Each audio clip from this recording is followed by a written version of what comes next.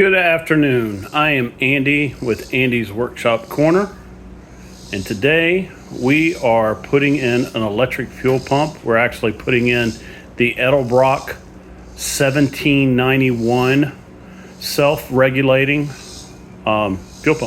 So far, the only thing we've done up to this point is just there's the number, is just mount the pump and just drilled a couple holes into the frame, kept it away from any moving parts. And the only other thing that you need to do, if you can see, that's where the pump is. And the only other caveat to installing it is to ensure that it is below the gas tank. And there's the gas tank. So before I get started running electricity, I'm going to go ahead and put the male spade on this. I got the female spade on the one on there. I'm going to put the male spade on this one right here. So there it is.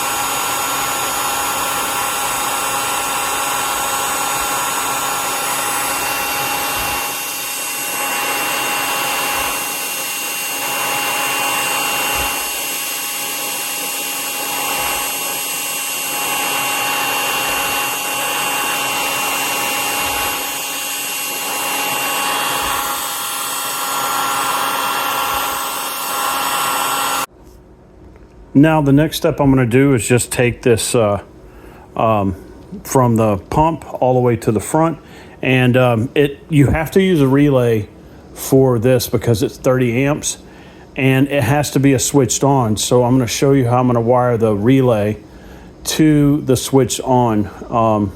Let me show you the relay that I purchased for this. All right, here's the relay that that I bought. And it's got a position for the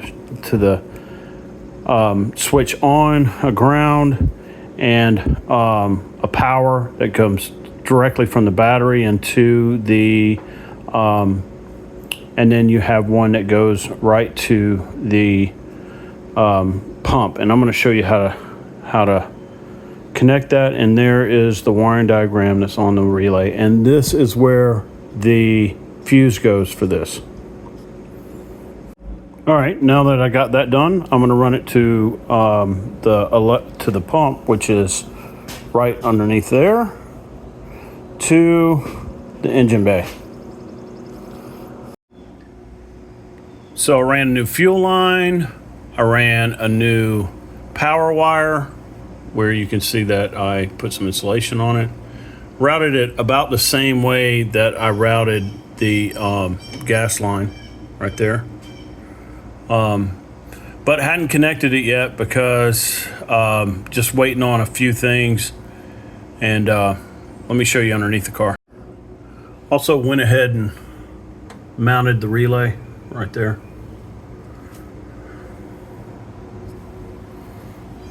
And I'm just going to route it over to my battery right there.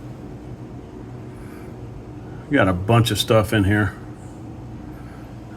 but really want to know what's going on with this car because it's so old and it's my everyday driver, so I don't take any chances.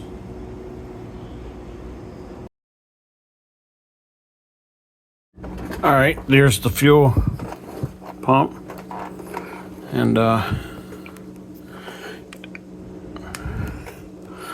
then there's the fuel line and also the power wire. And I routed it underneath here all the way all the way. Those are my transmission lines right there, by the way. And then all the way through there. If you can see that. Right where the old fuel line was, just right there. Just routed it up, and then I'm gonna connect it and bypass that mechanical fuel pump right there. Okay, the next step is just connect the new fuel line, just right here, which I have heat shield to the carburetor. You see it right there, and I have the Edelbrock fuel filter on this side, which is right there. Can't see it because it's got the heat shield on it, but anyways, and I also ran it. If you can see down in there, sorry, if you can see down in there, I ran it away from the fan blades, and I ran away from the engine just to keep the fuel line from getting warm. Okay, so here is the fuel filter, and here is the fuel line right there going to the fuel tank or the fuel sending unit. See how I mounted it? I mounted it away from the drive shaft. Okay, so here's the fuel filter that's going into the tank, and I also heat shielded it because it's close to the muffler right there. And there's the connection to the fuel tank right there. Then I ran a new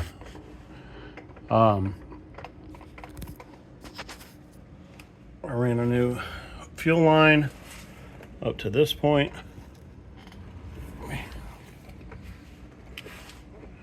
And there's the fuel filter, which is really close to the fuel tank.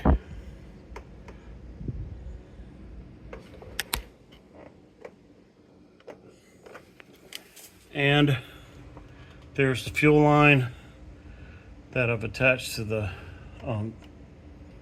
frame, and also there's the power wire, and there is the ground. Okay, so the ground is extremely important here, and what you do on the ground is I just got some wire brush, and I brushed the to raw metal, and then I drilled a nice size grounding, a nice hole that had threads on it, and then I threaded in an 8/16.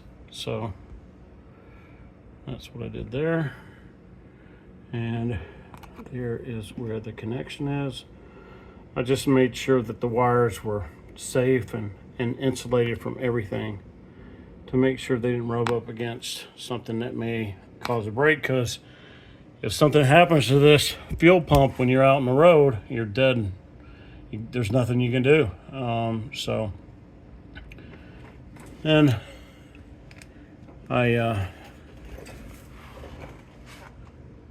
and there is the fuel line, the wire right there. Ran it. Pretty much followed the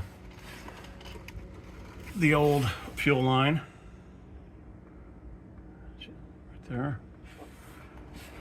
Just kind of piggybacked, and then those are my transmission lines. That is the wire for the relay, which I'll show you in a minute. And then we get to my fuel line, which is right there. I ran it up away from the fan belts and insulated it right here, because this is where the engine is. This is where it gets the most heat. Kind of trying to keep it away from the engine as best as possible.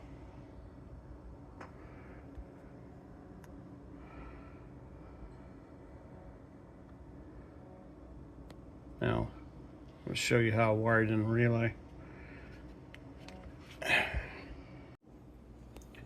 I removed the mechanical fuel pump, and I put a blank plate on the see where the shiny bolts are right there, right underneath the oil fill, to just, I guess I just didn't want anything rubbing up the cams anymore, or any kind of parasitic load. But it was really easy. Bought that off of Summit Racing.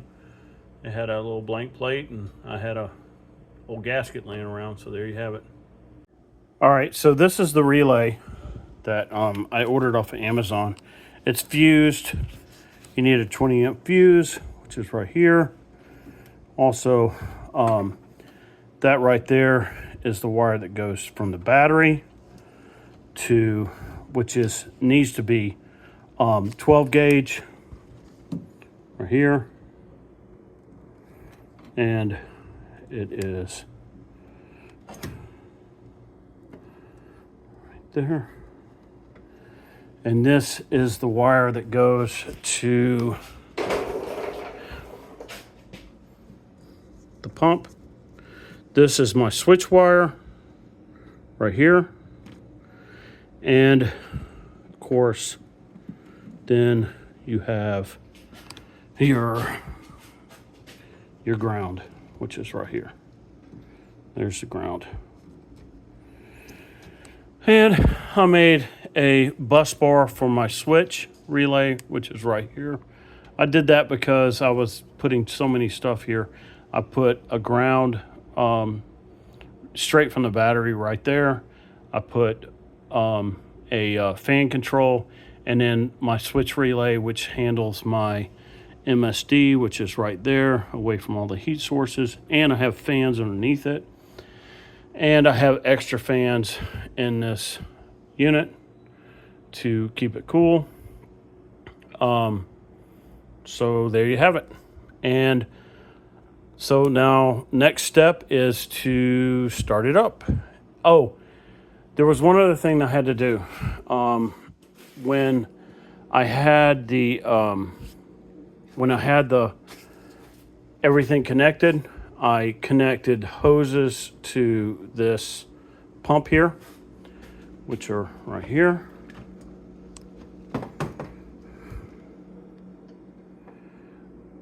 And I made me a little adapter for the where it goes to the filter right here before it gets to the carburetor. And I primed the unit. Primed the unit by just pulling the fuel this way until the fuel started coming out of a tank.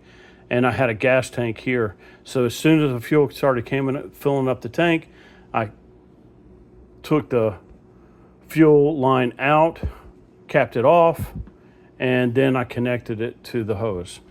But I knew that my line or my fuel filter had a belly full of fluid, or a belly full of fuel.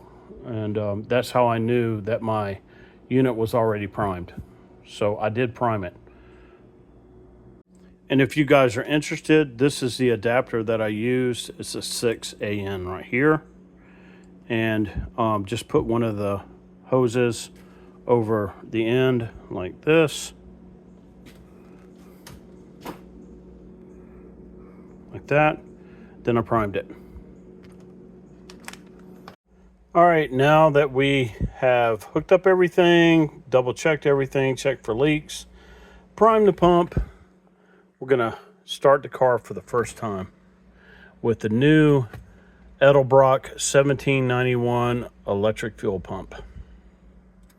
And let's see how it sounds. All right, I can certainly hear it. I don't know if you guys can hear it. All right, let's start it up.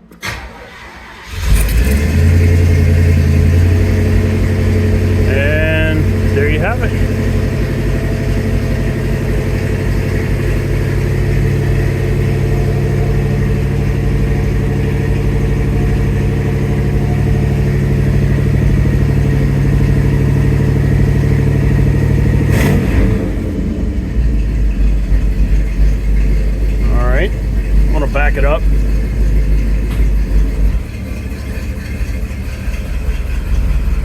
Okay, so it's been running about 10 minutes now.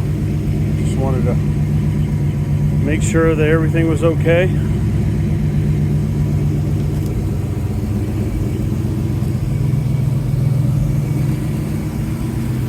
Sounds pretty smooth. Then the next thing I want to do is just check underneath it just to make sure I don't see any leaks.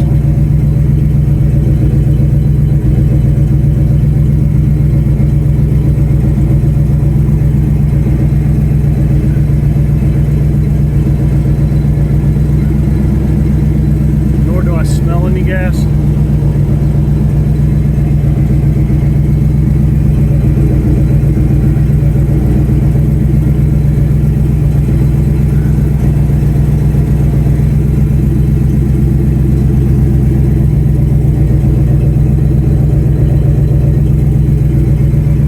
Let's check underneath the hood.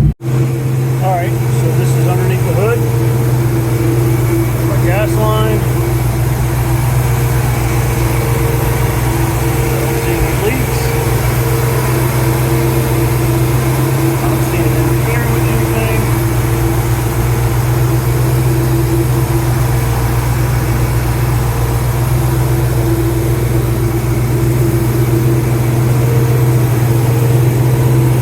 Electrical looks in place.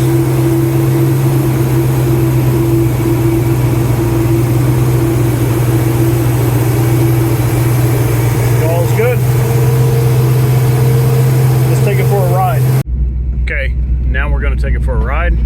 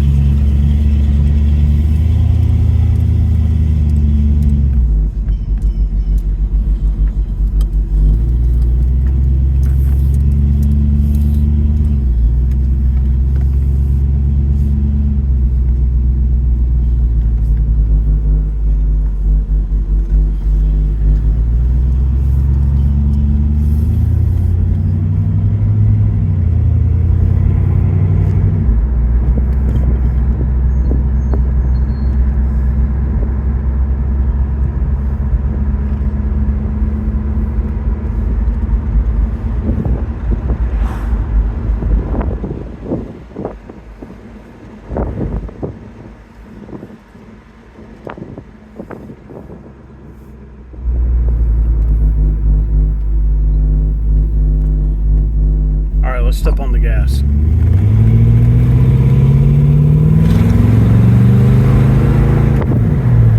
So I'm in a neighborhood, so I'm going to take it a little bit slow, but feels good.